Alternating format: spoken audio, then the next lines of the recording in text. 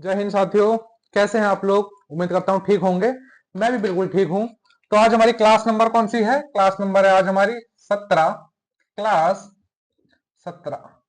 तो क्लास 17 में आज हम एक बहुत महत्वपूर्ण टॉपिक, बहुत महत्वपूर्ण जो है टॉपिक के ऊपर चर्चा करने वाले हैं। आज का हमारा टॉपिक क्या रहने वाला है? आज का हमारा टॉपिक रहने वाला है भारत की नागरिकता। अब भारत की नागरिकता कहाँ से ली गई, भारतीय नागरिकता प्राप्त करने के क्या क्या, कैसे कैसे हम भारत की नागरिकता प्राप्त कर सकते हैं, कैसे भारत की नागरिकता त्यागी जा सकती है, वो जो है नागरिकता अधिनियम कब आया, इन सारे टॉपिक के ऊपर आज हम चर्चा करेंगे। एसएससी में कई बार, एसएससी में आपने देखे वो लंबे लंबे प्रश्न होते हैं जिसे हम देखते ही स्किप कर जाते हैं कि यार छोड़ो, आते हुए देखेंगे या बाद में देखेंगे। तो जो लंबे लंबे स्किप करने वाले प्रश्न होते हैं वो कैसे होते हैं, मैं आपको इस वीडियो में आज पूरा बताने वाला हूँ। पूरी वीडियो में हमारे साथ बने रहिए और देखते रहिए रामलाल स्टडीज। तो आज का हमारा टॉपिक है भारत की नागरिकता। भारत की नागरिकता, भारत की नागरिकता। ये टॉपिक ऐसा है कि आपको कोई नोट्स बनाने की जरूरत नहीं है, कोई कॉपी पेन रखने की जरूरत नहीं है। बस अपने कान और अपनी आंखें खुली रखिए, टक जो है बोर्ड पर देखते रहिए। क्या जादू होने वाला है? मैं मदारी हूं, बस ये समझ लीजिए मैं एक जादू करूंगा, यहाँ पर एक खेल दिखाऊंगा आजबुक के। बस खेल देखते रहिए और देखते देखते ये देखिए कि मैं कौन कौन से मंत्र बोलने वाला हूँ। वो सारे मंत्र आपने अगर याद कर लिए तो एसएससी में आपके 2 से 3 नंबर पक्का इंक्रीज होने वाले हैं इस वीडियो को देखने के बाद। तो देखते रहिए। हम क्या बात कर रहे थे? हम बात कर रहे थे भारत की नागरिकता। अब जो भारत की नागरिकता है ये किस भाग में आती है? भाग मैंने आपको पढ़ाए थे, भारत की नागरिकता के क्या भाग होते हैं, तो मैं उसी की बात करूंगा। जो भारत की नागरिकता है किस भाग में आती है? तो ये आती है, भारत की नागरिकता जो आती है ये होती है भाग 2 में। किस भाग में आती है? भाग 2 में भारत की नागरिकता आती है। ठीक है। किस अनुच्छेद से किस अनुच्छेद तक आती है? ये आती है अनुच्छेद 5 से अनुच्छेद 11। अनुच्छेद 5 से अनुच्छेद 11 तक जो बात होती है वो सिर्फ भारत की नागरिकता के बारे में बात होती है। ठीक है। अब मैं एक नोट करके एक चीज लिखता हूं यहां पर, नोट करके कि नागरिकता के संबंध में, किसके? नागरिकता के संबंध में, के संबंध में संसद संसद कानून बनाता है। नागरिकता के संबंध में जो कानून बनाता है, कौन बनाता है? नागरिकता के संबंध में संसद कानून बनाता है। ठीक है। कौन बनाता है नागरिकता के संबंध में कानून? संसद जो है नागरिकता के संबंध में कानून बनाता है। ये वही प्रश्न है जो लेंथी होते हैं, बस इनकी लैंग्वेज थोड़ी हाई कर देते हैं वो, कि नागरिकता के संबंध में ये वो फलाना ढिमकाना चीजें जोड़ देते हैं। हमें बस ये जानना है कि नागरिकता के संबंध में कौन कानून बनाता है? संसद कानून बनाती है। इसके ऊपर मैं इंपॉर्टेंट लिख देता हूँ, इंपॉर्टेंट। ठीक है। नागरिकता के संबंध में जो है संसद कानून बनाता है। एक नागरिकता अधिनियम आया था। क्या आया था? नागरिकता नागरिकता अधिनियम। नागरिकता अधिनियम। ये जो नागरिकता अधिनियम आया था ये कब आया था? ये आया था 1955। नागरिकता अधिनियम कब आया था? नागरिकता अधिनियम 1955 में आया था।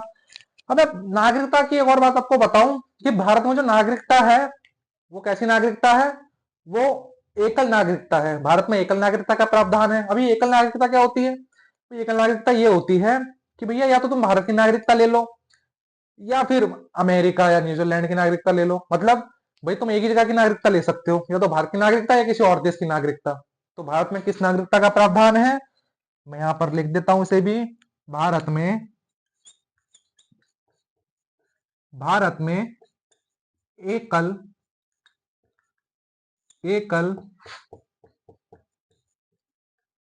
नागरिकता का प्रावधान है। भारत में किस तरह की नागरिकता का प्रावधान है?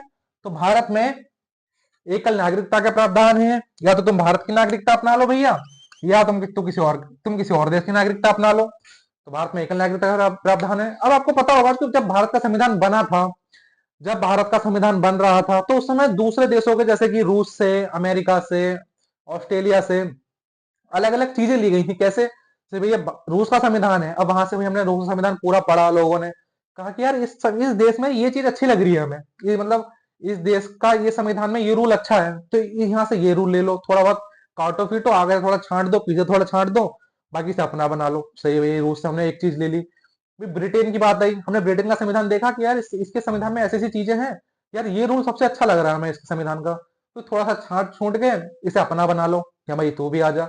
ऐसे अमेरिका के संविधान से भैया इस संविधान में कोई चीज अच्छी है तो उसे भारत में शामिल कर लो। तो ऐसे ही जब हमारा संविधान बना था, तो बहुत सारी चीजें अब संविधान में, अधिकतर चीजें जो है बाहर से ली गई थी। ऐसे ही जो एकल नागरिकता का प्रावधान है, ये कहां से लिया गया था? जो एकल नागरिकता का स्रोत है, जो एकल नागरिकता का स्रोत है, स्रोत, ये स्रोत लिया गया था भैया ब्रिटेन से। कहां से लिया गया था? ये लिया गया था ब्रिटेन से। सबसे पहले ब्रिटेन में एकल नागरिकता थी कि भैया या तो ब्रिटेन की नागरिकता लो या किसी और देश की नागरिकता लो, दो नागरिकता नहीं ले सकते। तो हमें भारत को अच्छा लगा कि यार ये रूल हमें अच्छा लग रहा है ब्रिटेन का, तो इस रूल को हम भी अपनाते हैं। तो भैया हमने ब्रिटेन से क्या लिया? एकल नागरिकता का प्रावधान। यही इंपॉर्टेंट है, पूछा जाता है कई बार एसएससी के एग्जामों में कि एकल नागरिकता का प्रावधान भारत ने किस देश से लिया था? तो एकल नागरिकता का प्रावधान भारत ने ब्रिटेन से लिया था। ठीक है भाई, कहां से लिया था? ब्रिटेन से एकल नागरिकता का जो था प्रावधान लिया। अब मैं बात करता हूं, भाई हमने नागरिकता के बारे में बहुत सारी चीजें जानी, बहुत सारी चीजें आपको पता भी होंगी कि भाई मैंने क्या बताया, ये भाग 2 में है, 5 से 11 अनुच्छेद के बीच में है, संसद इसके लिए कानून बना सकता है। सही है, एकल नागरिकता का प्रावधान है, और नागरिकता अधिनियम भारत में 1955 में आया था, ब्रिटेन से इसका स्रोत लिया गया। मैं बात करता हूँ भारत की नागरिकता प्राप्त किस तरह से की जा सकती है। भाई भारत में हम रहते हैं, हमें भारत की नागरिकता कैसे प्राप्त है? भैया हमें तो जन्म से प्राप्त है, हमने जन्म यहाँ लिया। सही भाई, जन्म से प्राप्त कर सकते हैं। तो किन किन तरह से भारत की नागरिकता प्राप्त कर सकते हैं? भारत में 5 तरीके से भारत की नागरिकता प्राप्त कर सकते हैं। किन किन तरीके से भारत की नागरिकता प्राप्त करते हैं, इसके बारे में हम जानते हैं। सबसे पहले हेडिंग डालते हैं, भारतीय नागरिकता की प्राप्ति। भारतीय नागरिकता, नागरिकता की प्राप्ति। तो भारत की नागरिकता हम किस तरह से भैया प्राप्त कर सकते हैं? तो सबसे पहला हम जो भारत की नागरिकता से प्राप्त कर सकते हैं, जिस तरह से आपने प्राप्त करी, जिस तरह से मैंने प्राप्त करी, हमारे मम्मी पापा ने प्राप्त करी, तो वो थी भैया जन्म से। कहां से? जन्म से। तो पहला नियम है भैया हम भारत की नागरिकता जन्म से प्राप्त कर सकते हैं। भारत में पैदा हो जाओ, भारत की नागरिकता प्राप्त कर लो, सीधी सी बात है। दूसरा कि हम भारत की नागरिकता कैसे प्राप्त कर सकते हैं, वो कर सकते हैं भैया हम वंश परंपरा, वंश परंपरा से, वंश परंपरा द्वारा। अब ये वंश परंपरा क्या है? वंश परंपरा ये मानो आप, वंश परंपरा ये होती है कि मान लो कोई भारत का व्यक्ति है, वो अमेरिका की किसी लड़की से शादी करता है और वहीं की नागरिकता लेके, अब जब उसने वहां की नागरिकता ली तो भारत की नागरिकता उसकी खत्म हो गई। ठीक है, तो वो अमेरिका में रहने लगा अपनी बीवी के साथ। फिर उसका बच्चा होता है, कभी बच्चा के साथ भारत में आता है, बच्चा कहता है भाई मैं अमेरिका में नहीं, मैं भारत में रहूंगा, मेरे पिताजी जब भारत के थे तो मैं भी भारत में रहूंगा। अब वो सरकार से कहता है कि मुझे भारत की नागरिकता दो। अब सरकार किस आधार पर उसे भारत की नागरिकता देगी? उसे देगी वंश के आधार पर। किस आधार पर? वंश के आधार पर उसे भारत की नागरिकता देगी। कि भाई सरकार पूछेगी तुम्हारे पिताजी कहाँ के थे, वो कहेगा मेरे पिताजी तो इंडिया के थे, बस वो ऑस्ट्रेलिया में रहने लगे अपनी बीबी के साथ, मेरी मम्मी के साथ, ऐसे करके कहेगा वो। तो सरकार उसे वंश के आधार पर नागरिकता दे देगी। सही है, समझे किस आधार पर वंश के आधार पर नागरिकता मिलती है? इस आधार पर मिलती है। अब मैं बात करता हूं तीसरा, तीसरा आधार कौन सा है? वो है रजिस्ट्रेशन। क्या है? रजिस्ट्रेशन। अब रजिस्ट्रेशन के आधार पर भारत में नागरिकता भी मिलती है। रजिस्ट्रेशन के आधार पर भारत में कैसे नागरिकता मिलती है? रजिस्ट्रेशन के आधार पर इस आधार पर मिलती है कि भैया मान लो कोई दूसरा व्यक्ति, कोई रूस का व्यक्ति आता है भारत में, वो कहता है भाई मुझे ना भारत की नागरिकता, मुझे भारत बहुत पसंद आ गया, भारत में बहुत जगह मैंने भ्रमण किया, मुझे भारत बहुत पसंद आ गया, मुझे भारत में रहना है। तो सरकार कहेगी भाई तुम्हारा कोई पिताजी दादाजी कोई भारत में रहते थे पहले? वो कहेगा नहीं, ना तो मेरे पिताजी भारत के थे, ना मेरी मम्मी भारत की थी, मेरे परिवार में कोई भारत का नहीं है, बस मैं भारत में आना चाहता हूँ।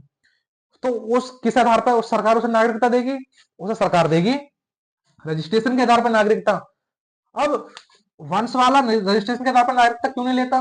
भाई वंश वाला, जैसे वंश से नागरिकता मिल रही है, वो रजिस्ट्रेशन के आधार पर नागरिकता ले सकता है। वो क्यों कहता है कि मेरे पिताजी थे, हमने उसे हमें पिताजी का नाम क्यों इस्तेमाल करना पड़ता है? इसलिए क्योंकि रजिस्ट्रेशन के आधार पर जो नागरिकता दी जाती है उसमें बहुत सारे जो होते हैं, बहुत सारे नियम कानून, तुम जिस देश से आए हो उस देश में पूछा जाता है कि भाई ये तो किसी का कत्ल करके तो नहीं भागा, ये वहां चोरी चकारी करके तो नहीं भागा है, वो ये वहां पे किसका खून खराबा करके तो नहीं भागा है, इसे उस देश से निकाला तो नहीं गया है। तुम्हारे डॉक्यूमेंट्स उस देश में भेजे जाते हैं, वहां से इंक्वायरी, पूरी इंक्वायरी होके आती है, फिर भारत में आते हैं। भारत की कुछ शर्तें हैं कि भारत में कम से कम 5 साल तुम्हें भारत में रहना पड़ेगा, उसके बाद तुम्हें नागरिकता मिलेगी। तो उसमें बहुत लंबा समय खिंच जाता है, 10-12 साल लग जाते हैं बहुत आराम से रजिस्ट्रेशन करवाने में भारत की नागरिकता का। तो इसलिए लोग वंश के आधार पर नागरिकता का रजिस्ट्रेशन जल्दी हो जाता है, क्योंकि वंश के आधार पर है, पिता भारत में थे, बस सीधे हो गया। इसमें तुम्हें बहुत सारी इंक्वायरी, बहुत सारे कानून दस्तावेज का तुम्हें वो करना पड़ता है, तो इसमें थोड़ा समय लगता है। सही है। तो और किस आधार पर तुम भारत की नागरिकता ले सकते हो? और हम ले सकते हैं भैया भूभाग, भूभाग, भूभाग विलय। अब ये भूभाग विलय क्या है? भूभाग विलय ये है भैया, मान लो कोई देश, मतलब मान लो पाकिस्तान है, सही है, कल को जंग हो जाती है हमारी और पाकिस्तान की, हम पाकिस्तान से जंग लड़ते हैं और पूरा पाकिस्तान अपने कब्जे में कर लेते हैं। अब पाकिस्तान और हिंदुस्तान एक हो गए, पूरा पाकिस्तान हमने अपने कब्जे में कर लिया। अब पाकिस्तान में कोई बड़ा नेता नहीं है, सब लड़ाई के दौरान शहीद हो गए, सही है। पूरा पाकिस्तान हमने अपने कब्जे में कर लिया। अब जो पाकिस्तान के आम लोग हैं, वो क्या हर किसी व्यक्ति को रजिस्ट्रेशन करवाना पड़ेगा? नहीं करवाना पड़ेगा। हर किसी व्यक्ति को क्या वंश के आधार पर बताना पड़ेगा कि यार हमारे दादा परदादा जो थे वो हिंदुस्तान में पैदा हुए थे, जब हिंदुस्तान पाकिस्तान का बंटवारा नहीं हुआ था? ये करना पड़ेगा? नहीं करना पड़ेगा। हमने क्या करा भैया, हमने उसका पूरा भूभाग अपने कब्जे में ले लिया। ले लिया तो वहां के जो आम लोग हैं वो स्वतः ही भारतीय हो गए। अब जब पूरा भूभाग भारत में शामिल हो गया, तो स्वतः ही हर व्यक्ति को भारत की नागरिकता प्राप्त हो गई। तो ये तो भूभाग द्वारा हो गई, सही है। जो पांचवा जो है वो है भैया देशीयकरण। क्या है? देशीयकरण। अभी भैया देशीयकरण क्या है? पांचवा तरीका है देशीकरण। अभी देशीकरण क्या है? देशीकरण का उदाहरण मैं देता हूं, सिक्किम देख लो। सिक्किम पहले खुद का देश हुआ करता था। देश? सिक्किम तो राज्य है भारत का, राज्य नहीं है भाई। सिक्किम जो था पहले अलग एक देश था, वहां पे एक स्वयं स्वयं करके कोई वहां का एक राजा था। अब वो वहां की प्रजा उससे बहुत परेशान थी।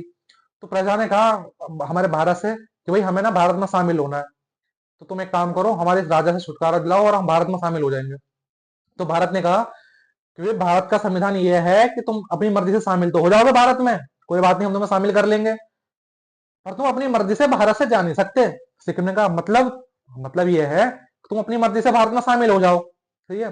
कोई भी देश अपनी मर्जी से भारत में शामिल हो सकता है, फिर अपनी मर्जी से भारत छोड़ के जा नहीं सकता जब तक भारत सरकार ना चाहे। ठीक है, भारत सरकार चाहेगी नहीं, बना चाहेगी तो संविधान का उल्लंघन होगा, तो संविधान का उल्लंघन उसे सरकार करती नहीं है। तो भैया अपनी मर्जी से शामिल तो हो जाओ, अपनी मर्जी से जा नहीं सकते।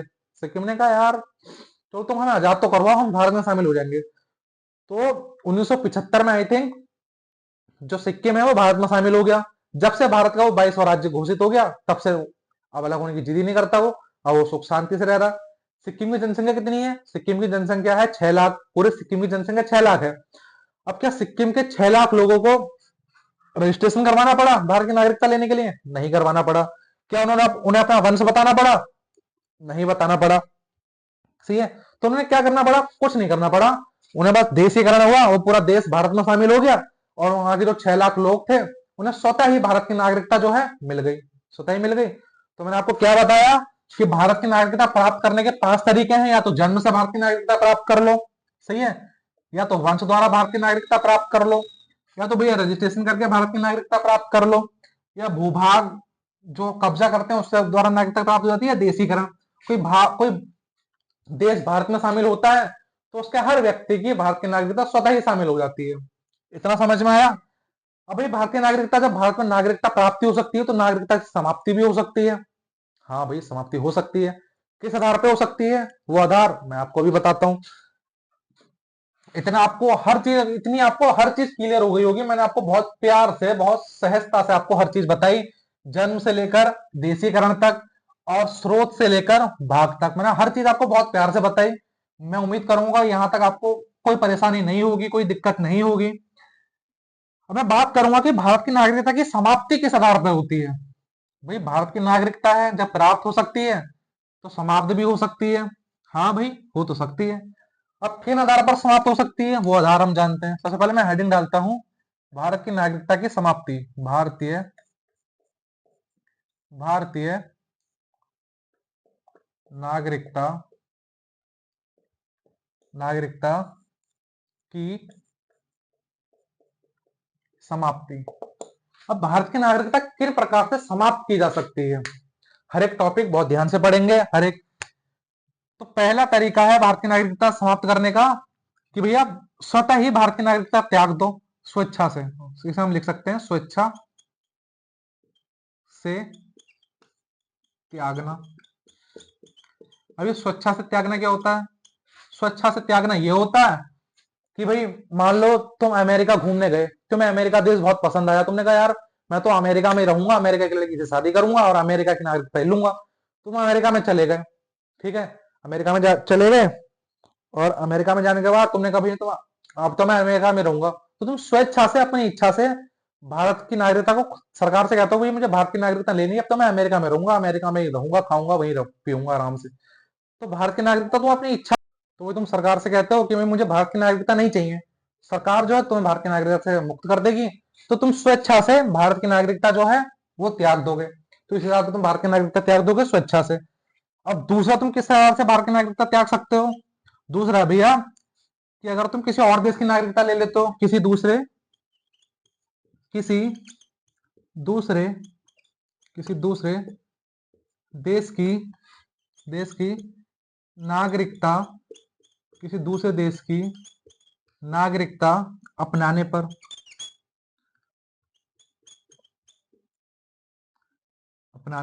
अब ये क्या है? ये है भाई, मान लो तुम किसी दूसरे देश की नागरिकता अपनाते हो तो भारत की नागरिकता स्वतः ही समाप्त हो जाएगी। कैसे? मतलब मान लो भाई तुम अमेरिका में तुमने शादी करी और तुमने अमेरिका की नागरिकता अपना ली, सही है, तो तुम भारत में आते हो, तुम भारत से कहते हो भाई मेरी भारत की नागरिकता क्यों समाप्त कर दी तुमने? तो भारत सरकार तुम्हें यह जवाब देगी कि संविधान में भारत की नागरिकता के तहत भाग 2 के तहत, सही है, यह तय है कि तुम अगर किसी और देश की नागरिकता अपनाते हो तो भारत की नागरिकता स्वतः ही समाप्त हो जाएगी, क्योंकि भारत में जो नागरिकता है वो एकल नागरिकता है, तुम बस किसी एक देश की नागरिकता ले सकते हो। तुम कहोगे अरे अच्छा, मतलब मैंने अमेरिका की नागरिकता ली तो मेरी स्वतः ही भारत की नागरिकता समाप्त हो गई। हमने कहा हाँ यही तो बात है, इसका मतलब अगर किसी दूसरे देश की तुम नागरिकता लोगे तो भारत की नागरिकता स्वतः ही समाप्त हो जाएगी। उदाहरण दूं, क्या नाम है, एक एक हीरोइन का नाम है, उसका नाम याद नहीं आ रहा, शायद दीपिका नहीं, प्रियंका चोपड़ा ने अमेरिका में शादी करी है शायद, तो उसने अगर उस देश की नागरिकता अपना ली तो भारत की नागरिकता समाप्त हो जाएगी। हाँ अगर वो उस देश की नागरिकता नहीं अपनाती है तो भारत की नागरिकता बनी रहेगी। अगर वो उस देश की नागरिकता अपना लेती है तो भारत की नागरिकता स्वतः ही समाप्त हो जाएगी बिना किसी को बताए। ठीक, इतना समझ में आया? अब तीसरा तरीका होता है भैया, सबसे जटिल तरीका क्या होता है? सरकार